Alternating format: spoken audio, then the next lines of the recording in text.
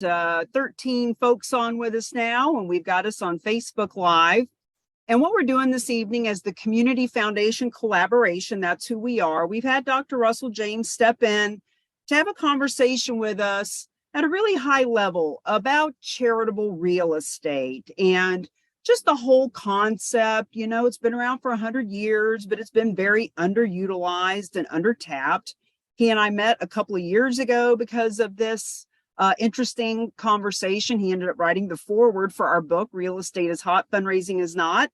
And I'll just go ahead and get us started by saying one of the biggest questions that people have, and you even addressed it in the foreword to the book, that it's about taking action. It's about just letting people know, letting the nonprofits know you can add gifts of real estate as a way to bring in more money. Hey, realtors, you can talk to property owners about gifts of real estate. 65% of donations typically come from financial advisors because they have clients who need a tax deduction and want to be philanthropic. So with all of that being said, to just kind of set the tone, Dr. James, what is your experience with just getting this conversation started with any of these folks? You know, so it is always, I think, useful to speak to what the interests are of the person, individuals, and how you might start those conversations differently. So let's suppose I'm talking to a financial advisor. Typically, financial advisors are compensated based upon assets under management. Now, those assets under management, that's going to be your investable liquid assets, and it's not going to include real estate. What does it do to assets under management if my client makes a charitable gift of real estate? Well, it takes that asset that I'm not managing and it converts it into something that at a minimum is going to create a big tax deduction, which means in my investable assets, I'm not going to have to write that big check to the IRS. So that deduction benefits me as a financial advisor because it increases assets under management. Now, of course, we can expand that if, let's say that the charity that's going to benefit from this is going to be a donor advised fund, and I can manage that cash once the real estate is sold within that donor advised fund. Well, now you've given me as an advisor even more reason to want to have these conversations. Now, let's switch that. Let's say we are talking with a nonprofit organization. Okay, well, for nonprofits, we're interested in having the resources to accomplish goals. So we want to talk about why it is powerful from a fundraising perspective. And there's a variety of different reasons why it's powerful. One is, of course, is the gift itself, that these gifts tend to be large. Now, having said that, many organizations will respond with, well, that's not our donors. We've never gotten a gift of real estate. You respond to that by saying, and how much time are you spending talking about gifts of real estate? Because if you never ask for it, if you never have conversations about it, then of course it's no shock that you're not experiencing those kinds of gifts. So that's the initial idea, is to talk about these because these can lead to gifts of real estate. However, there's another reason why these things can actually lead to increased contributions. And that is when we start sharing stories or having conversations with donors about gifts of real estate, we're actually changing the donor's reference point. We're no longer asking about gifts of disposable income. We're not having pocket change conversations about these gifts. We're instead having conversation about the donor's wealth, about their assets. And once we can get a donor into the mindset of thinking about their wealth and the charitable goals, their real estate and the charitable goals, their securities portfolio and charitable goals. That is a much larger reference point. So as a matter of behavioral economics, I teach a graduate course in behavioral finance.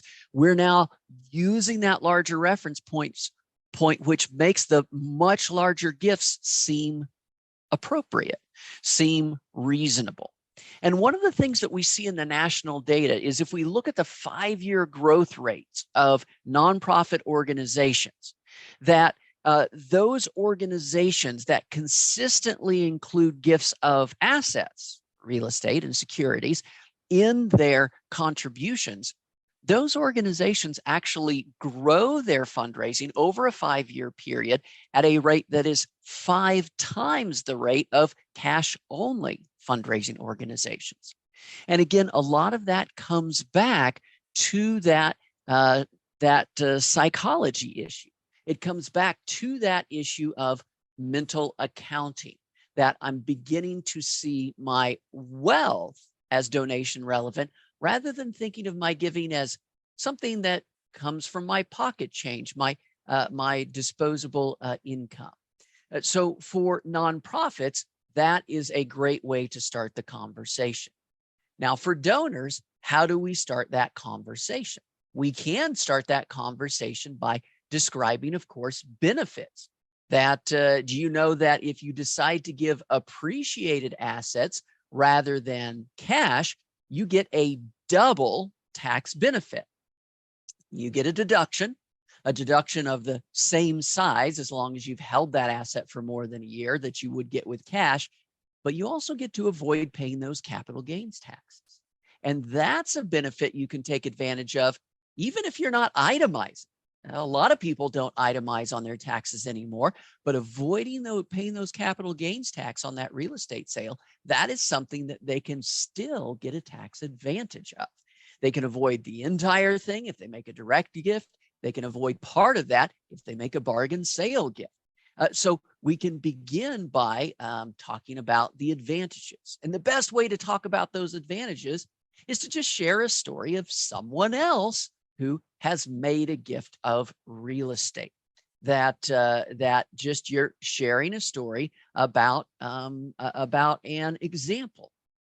So again, we can start with, if we're having a conversation with them, people like talking about their real estate. So we can just start that conversation by learning the story of the real estate. What do we want to learn? We want to learn the past, the present, and the future. So we can start out with that story of, do you invest in real estate? How did you get started on that? Right? Tell me about some of your investments that are working out. And so we're asking about that past. How did they get involved? How did they get started in the investment? Now we can ask them about the present. So what are some of the biggest challenges that you're facing now with the real estate?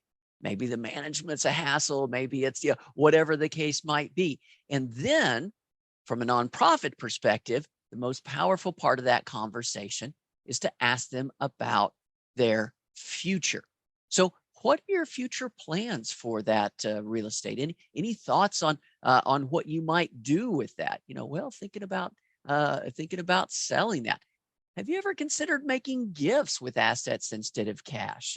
I know a lot of people like to do that because you can completely avoid capital gains tax if you give that way instead of with cash.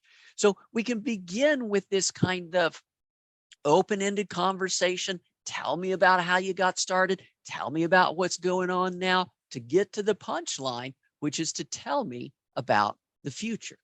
So Cammie, those are some of my initial thoughts.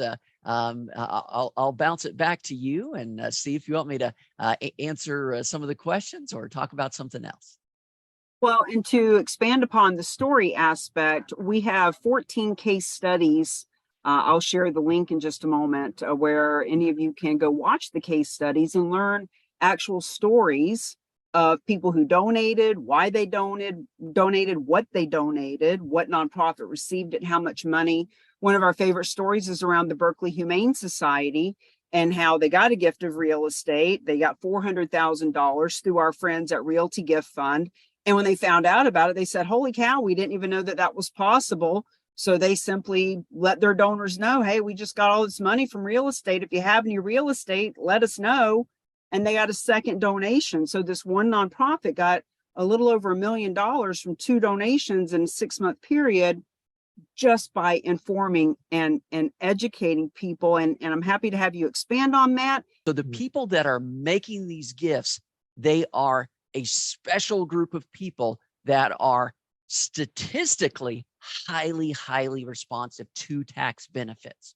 So even if you're not used to including the tax benefits in your gift descriptions for people just writing checks, you definitely want to include those for these gifts of appreciated assets, because national data shows that these gifts are responsive to the tax advantages. So that's one I can say that, as a matter of national data, we've actually got a solid answer for that one.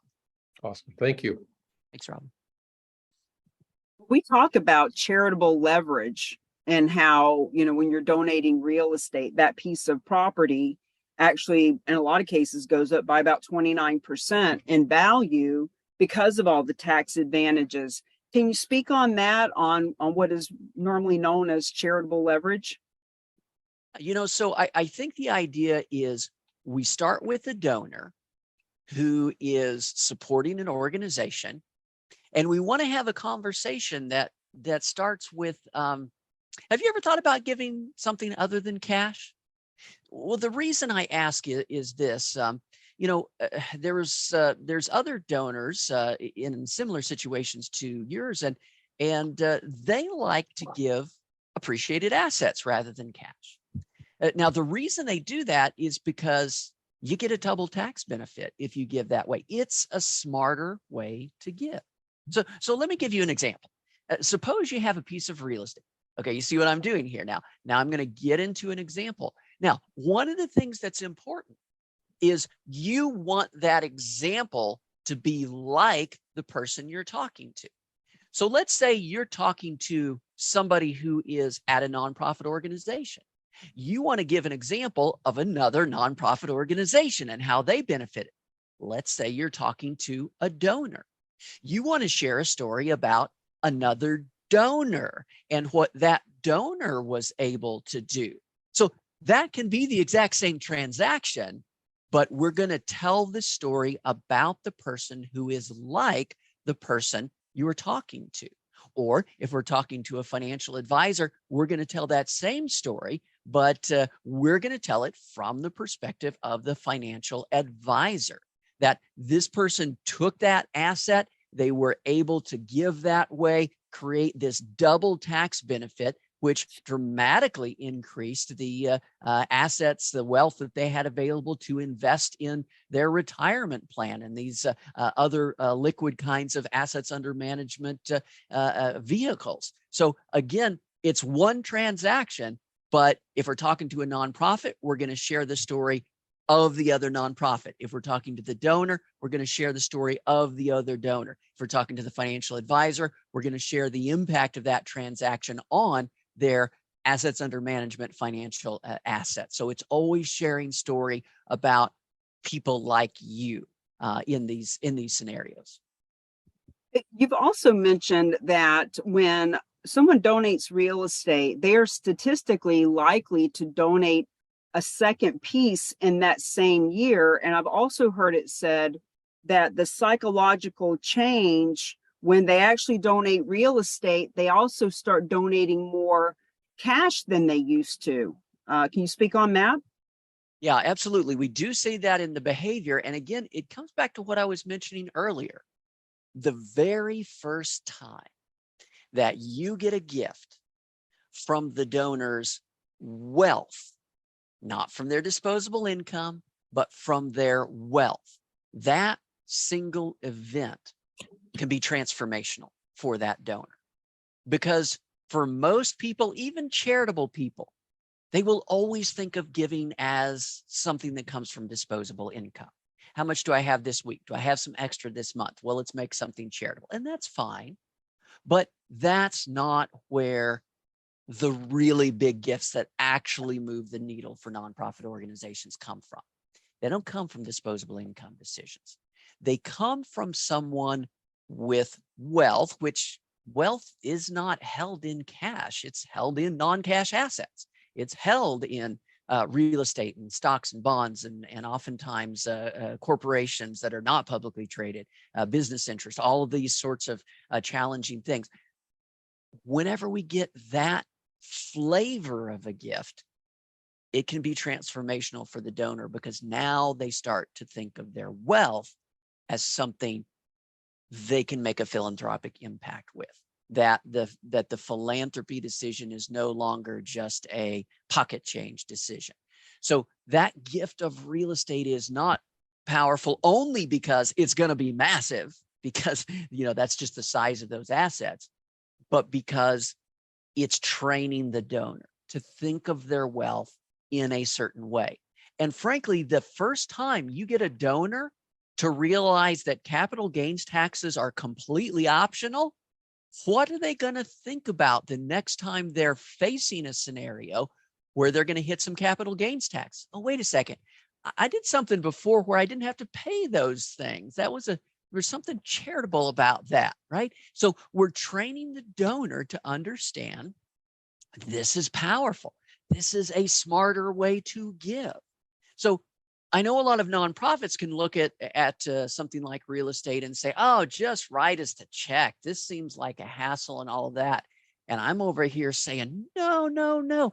You would much rather get a $10,000 gift that's a piece of a real estate transaction or some other non-cash asset than a $10,000 check. Because the checking account, that's where our disposable income lives. That's not where wealth is held. And so it is a big win if we can move that $10,000 gift from the disposable income checking account side to the non-cash asset like a real estate side. Even though the nonprofit might think, oh, that's just adding more hassle. No. That is really powerful if we can let the donor go through that process and learn not only the tax advantages, but sort of the psychological change that happens when they're using their wealth for philanthropy. Well, and I love that you bring that up, because, in our book, we talk about the difference between a fundraiser and getting funded through gifts of real estate, kind of like carrying a bucket of water when someone's thirsty versus building a pipeline. And so when you are saying that, how you're helping to shift that mindset, that one donor that has now given from their wealth bucket, they could be around for the next 20, 30 years. And that's that pipeline that we're talking about, creating a different mindset. And to your point about stories. So now we're not just pulling from stories from the newspaper or the Real Agents of Change plethora of case studies, but our nonprofit has a story. Our real estate office has a story. So those are really important.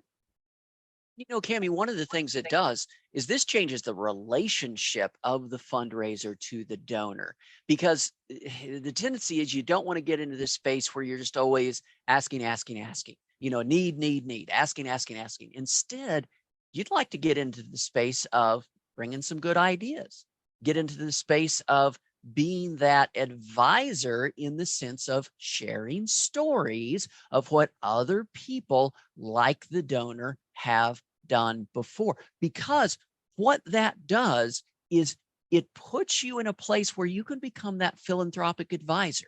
I might say, Cami, I know you've been so charitable with our organization. Really appreciate that. You're charitable with a lot of other causes as well. But let me ask you, with your charity, have you ever thought about giving something other than cash? Well, the reason that I ask is that it can be a smarter way to give, not just to us, but to all of your philanthropic causes. Let me explain what I mean. Okay, see, now I am here bringing value to the donor, not just always, desperate need, ask. I am now actually bringing value, showing them a smarter way to do things. And I'm opening up that philanthropic conversation where I'm not just narrowly focused on give it to us, otherwise I don't want to talk to you. I'm now having these more global conversations about their wealth as a whole, their philanthropic goals as a whole, and how to be smarter about accomplishing those goals. And I got to tell you, those global big picture conversations, that's what can lead to the major lifetime investment gifts. These, we've got a desperate need for next month. Those will not lead to those major lifetime investment gifts. Go ahead, introduce yourself. Dan Smith of Josiah White's Quick Hill Foundation. We are building a team of real estate agents that are actually going out and looking for charitable gifts of real estate. So the nonprofits don't even have to do that amount.